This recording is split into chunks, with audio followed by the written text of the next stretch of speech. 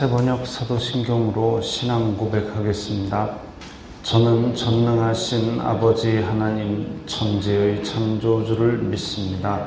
저는 그분의 유일하신 아들 우리 주 예수 그리스도를 믿습니다.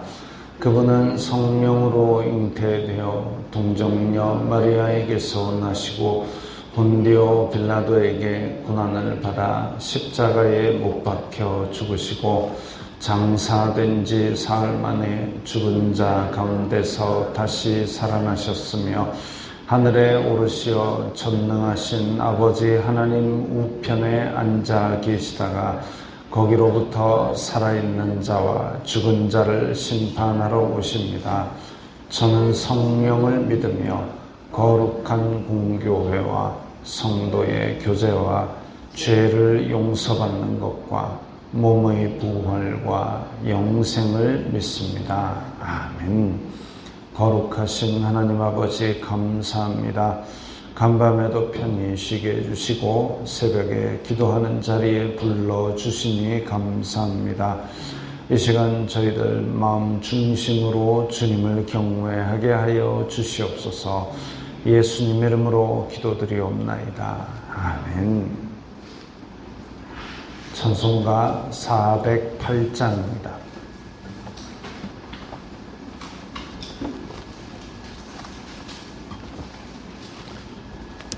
찬송가 408장입니다.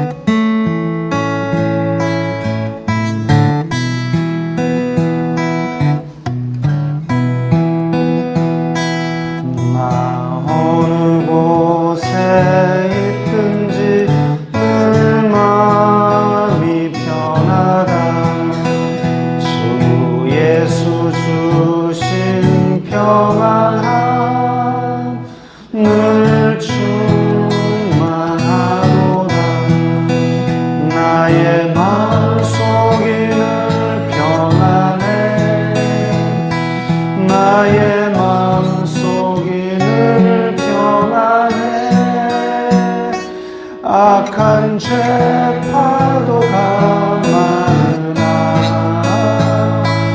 마음이 늘 평안해. 내 맘에 솟는 영생수 한없이 흐르니 목마른 다시 없으며 늘 평안하도다. 나의 마음속이 늘 평안해. 나의 마음속이 늘 평안해. 악한 죄 파도가 많으나 마음이 늘 평안해. 참되신 주의 사랑을 넘어지 못하네. 그 사랑 내 맘 여시고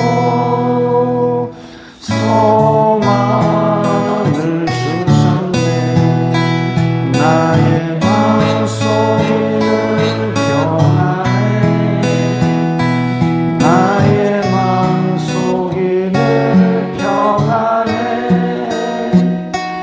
악한 죄 파도가 많으나 마음이 늘 평안해. 주 예수 온갖 고난을 왜 모소 당했나. 주 함께 고난 받으면 멸류관 없겠네. 나의 마음속이 늘 평안해. 나의 마음속이 늘 평안해.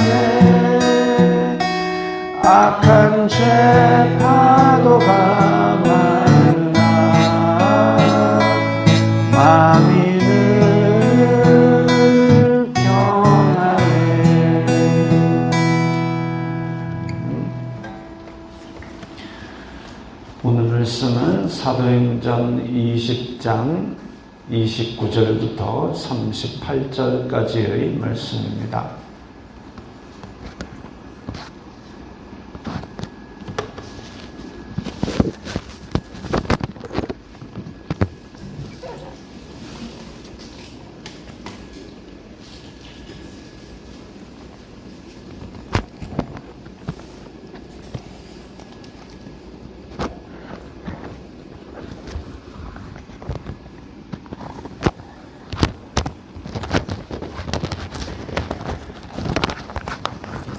사도행전 20장 29절부터 38절까지 말씀 함께 읽겠습니다. 내가 떠난 후에 사나운 이리가 여러분에게 들어와서 그 양떼를 아끼지 아니하며 또한 여러분 중에서도 제자들을 끌어 자기를 따르게 하려고 어그러진 말을 하는 사람들이 일어날 줄을 내가 아노라. 그러므로 여러분이 일깨어 내가 3년이나 밤낮 쉬지 않고 눈물로 각 사람을 훈계하던 것을 기억하라. 지금 내가 여러분을 주님과 및 그 은혜의 말씀에 부탁하노니 그 말씀이 여러분을 능히 든든히 세우사 거룩하게 하심을 입은 모든 자 가운데 기업이 있게 하시리라. 내가 아무의 은이나 금이나 의복을 탐하지 아니하였고 여러분이 아는 바와 같이 이 손으로 나와 내 동행들이 쓰는 것을 충당하여 범사에 여러분에게 모본을 보여준 바와 같이 수고하여 약한 사람들을 돕고 또 주 예수님께서 친히 말씀하신 바 주는 것이 받는 것보다 복이 있다 하심을 기억하여야 할지니라. 이 말을 한 후 무릎을 꿇고 그 모든 사람들과 함께 기도하니 다 크게 울며 바울의 목을 안고 입을 맞추고 다시 그 얼굴을 보지 못하리라 한 말로 말미암아 더욱 근심하고 배에까지 그를 전송하니라. 아멘. 에베소 교회의 지도자들을 지금 바울이 불러서 그 항구 앞에서 고별 설교, 고별 권면을 하고 그래서 내가 어떻게 너희들을 섬겼는가 기억하라 그 이야기를 했습니다. 그리고 29절 보면 내가 떠난 후에 사나운 이리가 들어온다 그랬습니다. 그러니까 교회는 세상 끝날까지 항상 마귀의 도전에 직면해 있습니다. 마귀는 우는 사자와 같이 우리를 삼키려고 할 수만 있으면 택한 자들도 넘어뜨리려고 그렇게 계속 세상 끝날까지 발악을 합니다.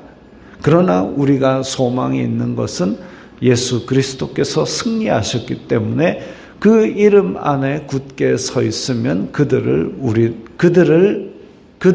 우리를 해할 수 없고 그 이름으로 우리가 항상 그들을 쫓아내고 승리하며 살 수 있습니다.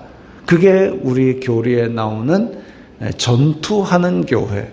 교회는 세상에 있는 악의 영들에 대적하여 싸우는 전투하는 교회고 또 승리하는 교회. 예수님께서 승리하신 그것을 우리는 이제 우리의 삶의 현장에서 하나하나 이루어가는 승리하는 교회입니다.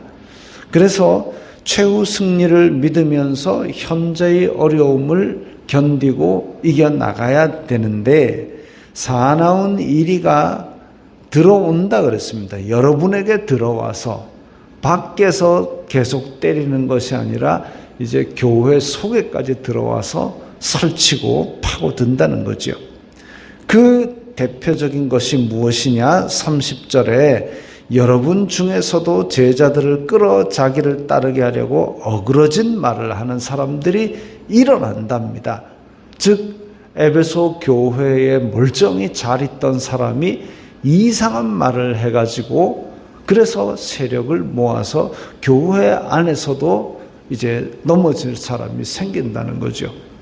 교회 안에서도 어그러진 말이 뭐냐 하면 이제 진리가 아닌 말입니다. 진리가 아닌 말들. 그래서 우리 기독교 역사 안에서도 이단들이 많이 있었지 않습니까? 이단들이 있었고 바울 시대에는 유대인들이 들어와 가지고 할례 받지 않으면 구원받지 못한다. 율법 지키지 않으면 구원받지 못한다. 이런 얘기들을 하고 또 헬라 철학하고 짬뽕을 해가지고 또 헬라 철학에 있는 그 영은 선한데 육은 마음대로 하고 이런 이상한 얘기들을 하면서 그게 그 사람들이 알아서 연구해낸 것이 아니라 교회를 무너뜨리려는 마귀의 도전이지요. 그래서 교회 안에서도 사나운 이리가 와가지고 이상한 말, 잘못된 가르침, 거짓 교사가 되어서 진리를 떠나게 만들고 교회 안에서 시험 들게 만들어서 교회를 떠나게 만드는 그런 사람들이 있다 이거죠. 양떼를 아끼는 마음이 아니라, 그러니까 우리가 이런 잘못된 가르침들이 있어서 우리가 혼란스러울 때 뭘 생각해야 되냐면 이래가지고 나중에 어떻게 될 것인가, 이게 교회의 덕이 될 것인가, 그걸 고민해 보면 어떤 경우에는 이게 교회의 덕이 되는 것이 아니라 그 사람에게 그 사람에게 이득을 주는 방향으로 일이 어그러지고 있음을 봅니다. 그래서 어떤 특정한 사람에게 이익이 되는 방향으로 어그러지고 교회가 분열되고 이런 일 같으면 이게 교회를 흔들려는, 무너뜨리려는 마귀의 술책이구나 하고 끊어내야 됩니다. 거기에 내가 친한 사람들이 연루되어 있고 관계가 되어 있고 그거 관계없이 비진리에서는 빨리 알았으면 발을 빼는 게 맞죠. 그래서 이런 것들이 에베소 교회에 들어오리라고 이야기를 합니다. 바울이 그냥 혼자 앉아서 생각한 것이 아니라 교회에 닥치는 이런 어려움들에 대해서 분명히 영감으로 깨달은 것이죠. 그러므로 여러분들이 읽게요. 내가 3년이나 밤낮 쉬지 않고 눈물로 각 사람을 훈계했다. 에베소에 머물면서 2년 동안 두란노 서원에서 머물러서 그렇게 가르칠 때에 그냥 줄줄 외운 대로 가르친 것이 아니라 눈물로 각 사람 하나하나에 대한 애정을 품고 거기에 대해서 정말 진심으로 그렇게 훈계를 했다라는 것을 기억하라고 합니다. 성도들에 대해서, 에베소 성도들에 대해서 성심껏 가르치고 양육하고 그 각자에 대해서 깊은 애정을 가지고 있으니까 지금 이제 다시 못 볼 일인데도 그 사람들을 불러다가 얼굴을 보고 훈계하는 것이죠. 그리고 떠날 때 이제 바울이 떠났으니까 이제 끝났다 이게 아니라 32절에 보면 여러분을 주님과 은혜의 말씀에 부탁한다 그랬습니다. 교회의 지도자가 아무리 부지런히 살피고 눈물로 훈계를 해도 한계가 있습니다. 사람이니까. 근데 그렇게 그 사람은 한계가 있지만 하나님의 말씀과 그 은혜 안에 거하게 된다면 떨어져 있다 할지라도 다시 못 본다 할지라도 성령님께서 그를 바른 길로 그리고 그 은혜 가운데 있도록 인도하시는 것이죠. 예수님께서 내가 떠나가는 것이 너희들에게 유익이다 라고 제자들에게 말씀하셨습니다. 왜 그러느냐? 예수님은 육신을 입고 이 땅에 오셨기 때문에 시간과 공간이 제한적이지만 성령님께서 오시면 제자들이 각자 있는 가운데서 마음속에 계신 성령님의 인도를 받아서 땅끝까지도 복음을 전할 수 있기 때문입니다. 그것처럼 사도 바울도 이제 주님과 은혜의 말씀에 이 에베소 교회를 부탁하고 가는 거죠. 바울은 떠나간다 할지라도 성령님께서 에베소 교회를 인도하실 겁니다. 마찬가지로 우리도 그 인도하심을 받아서 지금까지 신앙생활을 해왔고 한편으로 우리의 자녀들도 우리가 24시간 그걸 자녀들을 돌아볼 수 없지 않습니까? 또 자녀들이 하루하루 커가면 우리가 그 자녀들이 이제 너희들도 어른인데 알아서 해라 라고 손을 놓을 수밖에 없는 상황입니다. 그럴 때에 우리가 기도하면서 자녀들을 주님의 은혜 아래 맡기게 되면 주님께서 그들을 선한 길로 인도하사 이제 내가 없더라도 주님의 빛 안에서 행하도록 도와주시는 것이죠. 그렇게 성령님의 은혜에 맡기는 마음을 가지지 않으면 그게 내가 어떻게 다 할 수 있는 것이 아닙니다. 33절에 보면 에베소에 있는 동안 금이나 은을 의복을 탐하지 아니하였고 손으로 나와 동행이 쓰는 것을 충당하였다 그랬습니다. 그 에베소에 있는 신전에 있는 사람들이나 이런 이방 우상들은 그야말로 장사지요. 큰 우상 만들어 놓고 거기다가 오도록 만들어 놓고 그 다음에 작은 우상은 갖다 팔아가지고 들고 다녀라 그러고 그런 식으로 하고 있는데 그게 아니라 이 지금 바울은 에베소에서 가르치는 동안 손으로 나와 동행들이 쓰는 것을 충당했다 그랬습니다. 우리는 바울이 텐트 만드는 사람이었다라는 것을 알고 있죠. 그 기술을 가지고 거의 자비량으로 많은 일들을 하면서 지냈던 것을 우리는 성경을 통해서 읽었습니다. 그래서 바울은 또 브리스길라와 아굴라도 만나서 함께 일을 한 그런 기록도 있고 또 바울은 여러 가지 일들 가운데서도 계속 자기가 일을 하면서 그렇게 교회에 짐을 지우지 않기 위해서 노력했던 기록도 있었습니다. 그렇게 모범을 보인 것처럼 여기에 있는 교회 지도자들도 스스로 삼가면서 모범을 보이고 주님의 은혜 안에 거하도록 하라라고 그렇게 권면을 마쳤습니다. 그러고 나서 36절에 이 말을 한 후 무릎을 꿇고 모든 사람들과 함께 기도하니 그 떨어져 있는 성도들 가운데 몸은 떨어져 있고 몸은 떨어져 있지만 마음이 함께 할 수 있는 방법은 함께 기도하는 것이죠. 그러면 성령님께서 그 마음을 서로 영으로 통하게 해주시사 같은 제목으로 기도하게 하시고 그 같은 제목으로 응답하심으로 말미암아 함께 자라나갈 수 있는 겁니다. 전 세계 어디 있든지. 그래서 우리는 우리의 자녀를 위해서 기도하고 자녀는 우리를 위해서 기도하고 또 전 세계에 있는 선교사들을 위해서 기도하고 선교사들은 또 후원하는 우리를 위하여 기도하고 이런 기도로 엮여진 네트워크가 교회를 하나 되게 하는 힘이 되고 또 서로를 교제하는 영적인 끈이 되는 겁니다. 그렇게 있다 할지라도 다 크게 울며 바울의 목을 안고 입을 맞추고 왜? 영적으로는 연결되어 있다 할지라도 그렇게 3년간 애정으로 가르친 바울이 이 얼굴을 더 이상 못 보게 된다는 것이 인간적으로는 서운하기 때문입니다.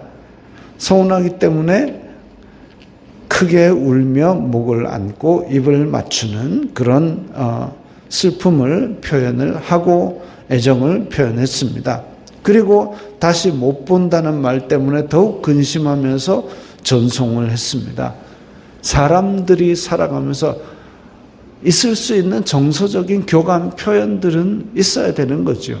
그러나 그 가운데서도 우리는 잊지 말아야 될 것은 우리는 다 주님 안에서 하나의 공동체라는 것, 성령님으로 인하여 은혜 아래서 서로 연결되어 있다는 걸 그걸 기억하면서 우리의 신앙생활 가운데 그렇게 교제와 그리고 기도와 하나님에 대한 영광 이런 것들을 생각하면서 살아간다면 분명히 우리의 삶은 주님께서 주시는 행복으로 확신으로 가득 찰 것이고 또한 승리하는 교회가 될 것을 믿습니다. 기도하겠습니다. 거룩하신 아버지 하나님 감사합니다. 저희들에게 은혜의 말씀과 성령님을 보내주시니 감사합니다. 그 가운데서 우리 교회가 하나 되고 또한 예수 그리스도의 이름으로 승리하며 살아갈 줄 믿습니다. 이 세상 끝날까지 저희들이 성령으로 교제하며 기도로 승리하게 하여 주시옵소서. 예수님 이름으로 기도드리옵나이다. 아멘.